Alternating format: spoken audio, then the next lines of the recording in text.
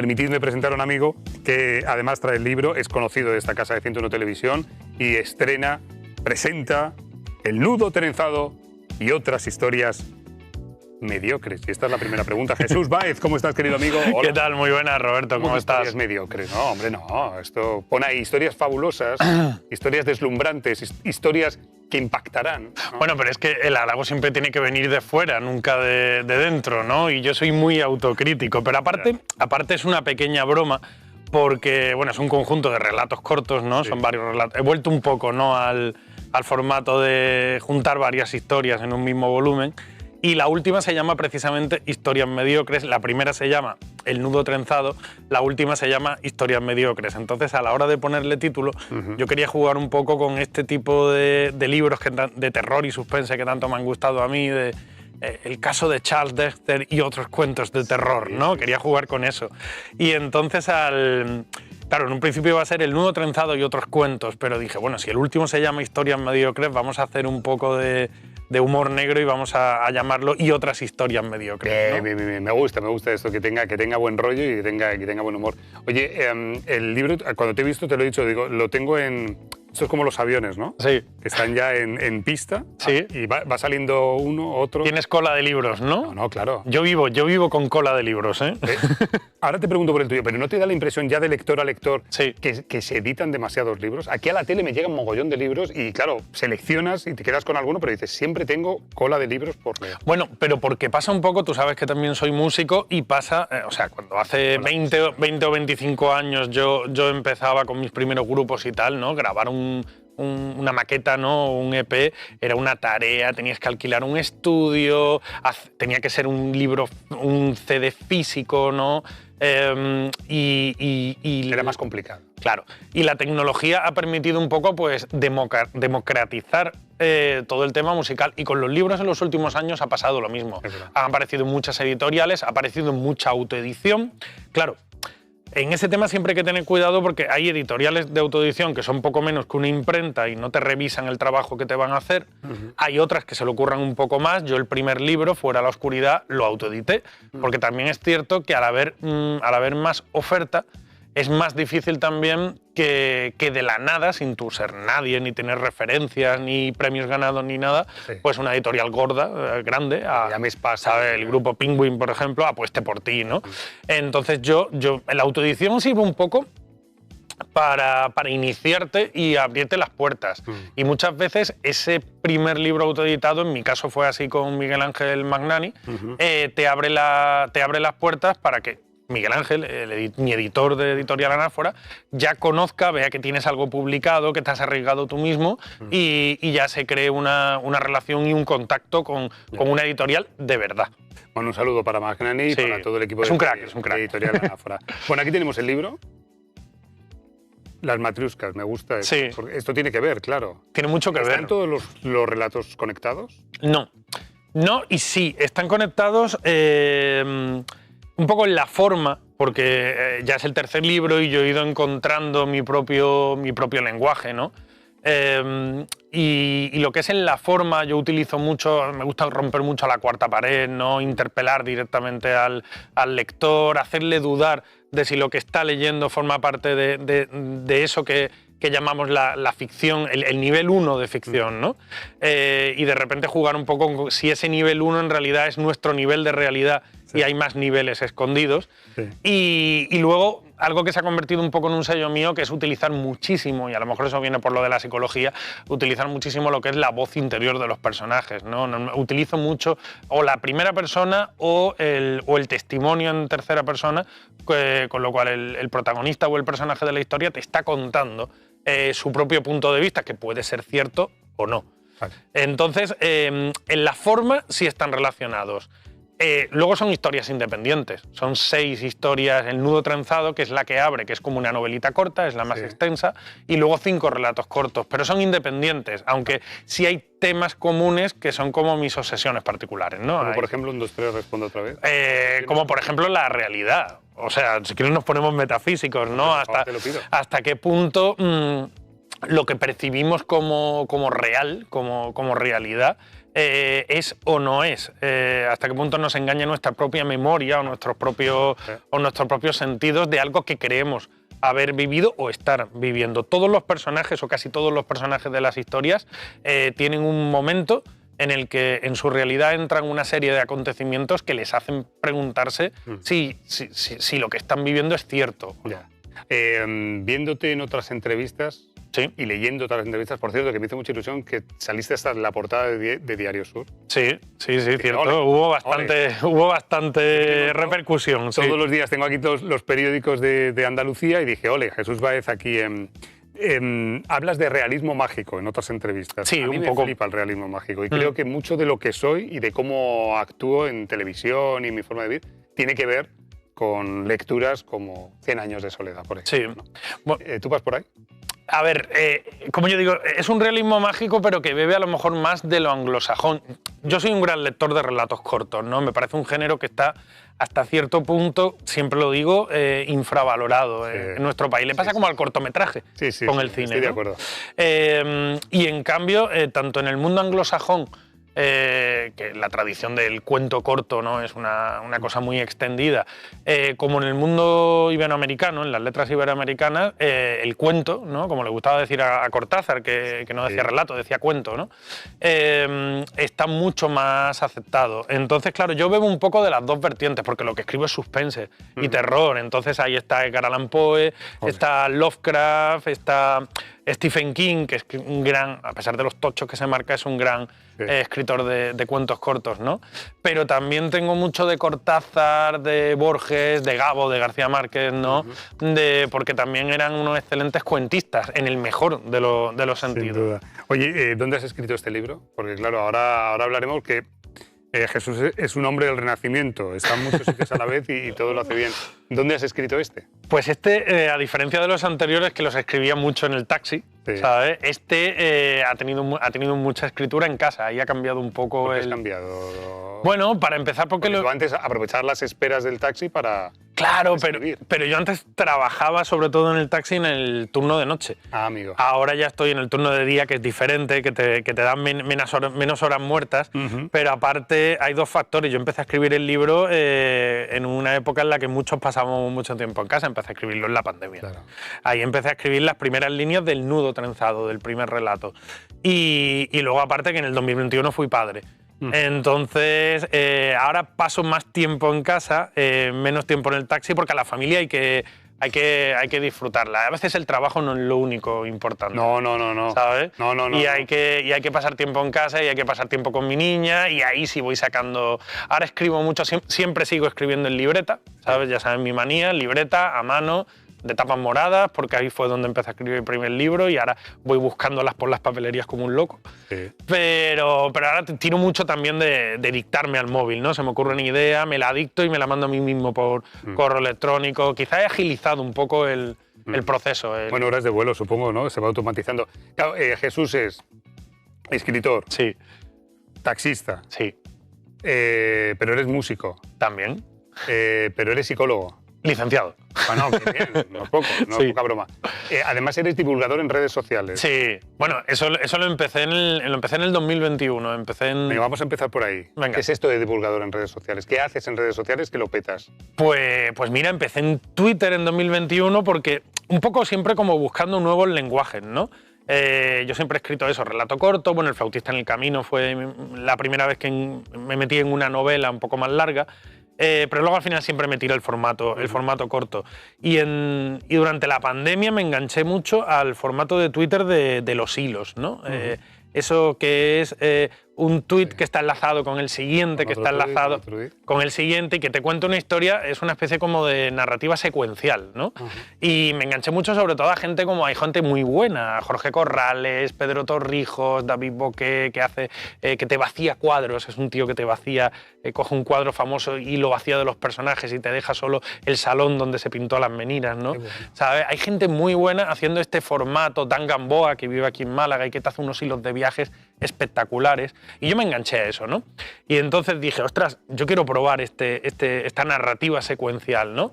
y dije, bueno, ¿de qué hablo, no? O sea, me voy a poner a contar ficción, la ficción la escribo yo en otro formato. Y como lo mío también es la música y el rock, pues empecé a contar historias de rock, me puse un alias que era La Historieta Musical, y cada jueves un hilo.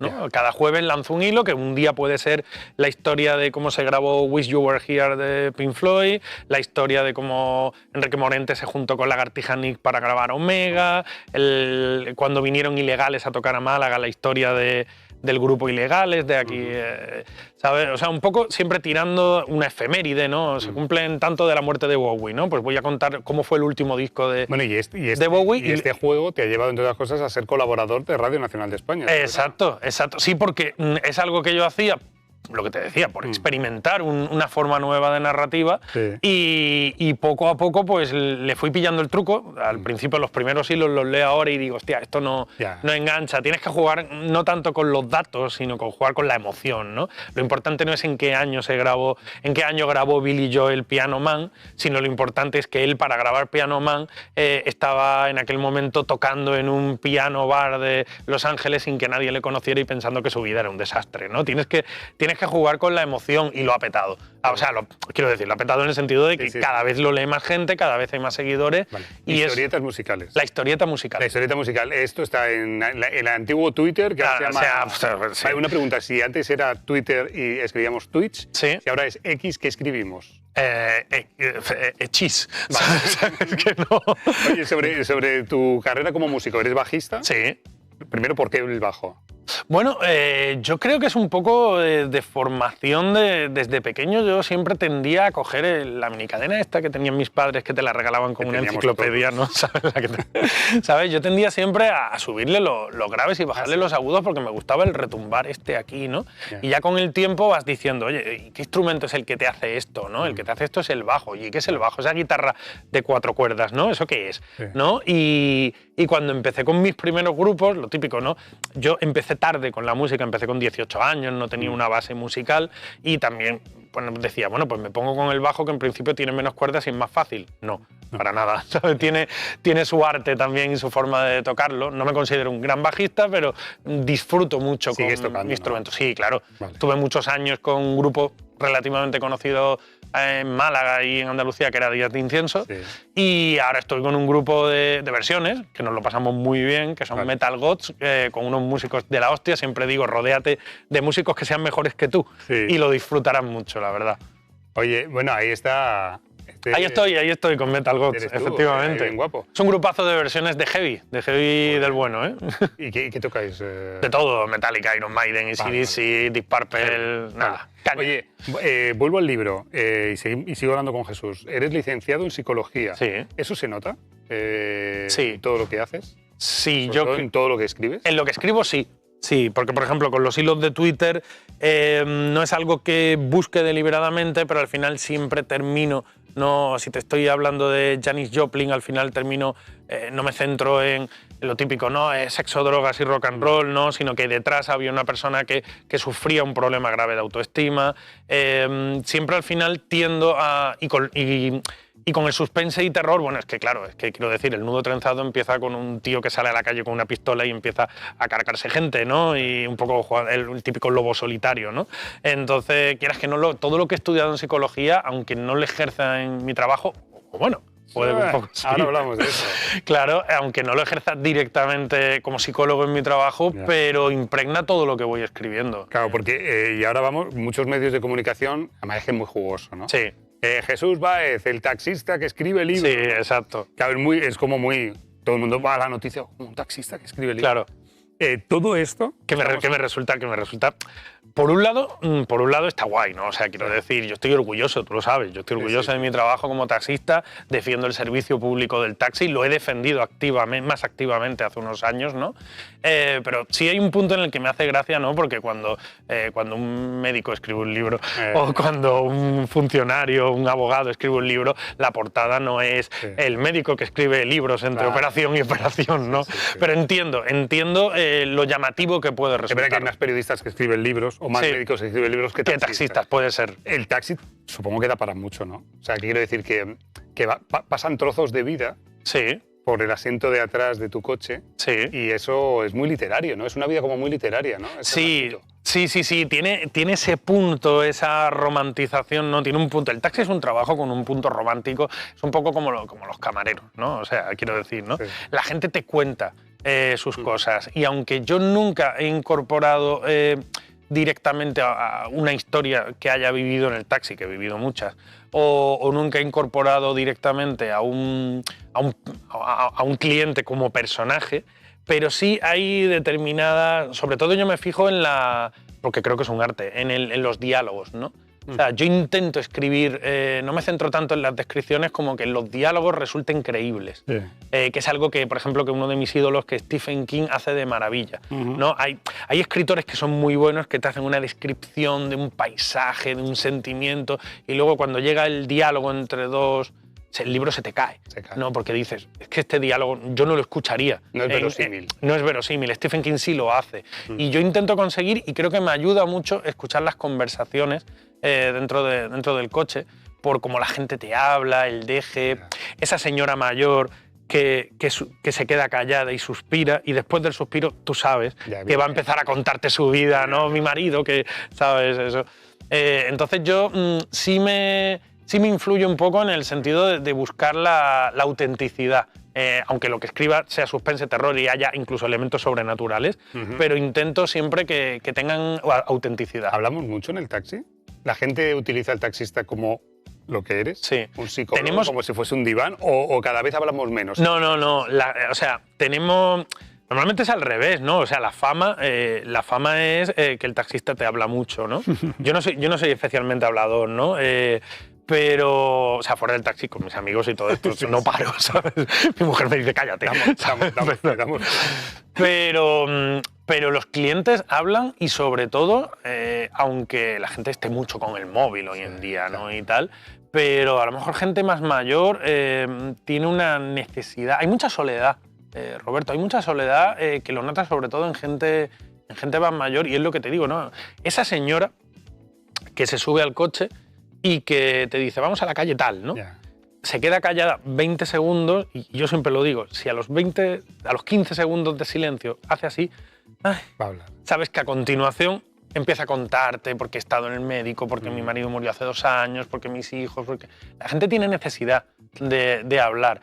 Y a veces, por eso digo que el taxi tiene ese punto de psicólogo, ¿no? Es más fácil contarle tus cosas a un desconocido. Claro. ¿Sabes? Que crees que no te vas a volver a encontrar, ¿sabes? Porque a mí me han contado confidencias en el taxi de yo decir, ¿por qué me estás contando esto? ¿Sabes? Y ahora no me contarás una así... No. En genérico. Eres como un cura, o sea, sí, en el confesionario, ¿no? Pero me han pasado, sí que ha tenido su punto divertido, ¿no? De un viernes por... O sea, tú sabes lo que es un viernes por la noche. Sí. Está llevando a gente, ¿no? Sí. De despedida de soltero, ¿no? Y tú ver a dónde van o a lo que van o tal, no sé qué. Y luego resulta que el domingo por la mañana estás trabajando y te sale un servicio para recoger en una boda y recoges a los de la despedida con sus parejas, claro, ¿sabes? Y el tío te ve por... Eso me pasó, el tío me miró por el retrovisor y de repente... Madre mía, el mismo taxista de anoche. De antes de anoche. Y puso cara de, cállate, ¿sabes? No vayas a decir nada. Oye, estamos presentando El nudo trenzado y otras historias mediocres, el último libro de Jesús Báez, que ya se puede conseguir, por supuesto. Sí, claro. O sea, esto lo ponéis en internet y... Sí. Lo puedes comprar directamente a la editorial, lo puedes buscar en plataformas, tanto desde esas grandes que todos conocemos, como todostuslibros.com, que a mí me gusta mucho promocionarla porque es, bueno, digámoslo, es la versión Amazon, pero de las librerías españolas. Me queda un minuto, así que me tienes que responder rápido. 2 preguntas. Una, ¿con qué estás ahora? Estoy con un libro de historietas musicales. Vale. O sea, que lo siguiente va a ser música. Sí, pero para el año que viene ya. No, pero me mola mucho. Y 2, ¿has sido colaborador en esta casa? Sí. Con Solemena. Sí. En 101 Televisión Andalucía. Sí. ¿Cuándo vas a ser colaborador y amigo de Llegó la Hora? ¿Cuándo? Ahí lo dejo. Vale. ¿Cuándo?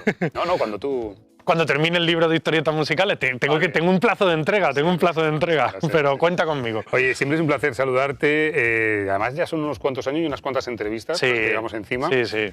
Nuevo libro de Jesús Báez, un tipo que escribe muy bien y que siempre es muy interesante todo lo que escribe y todo lo que dice. Así que, por favor, no dejen de tenerlo en cuenta.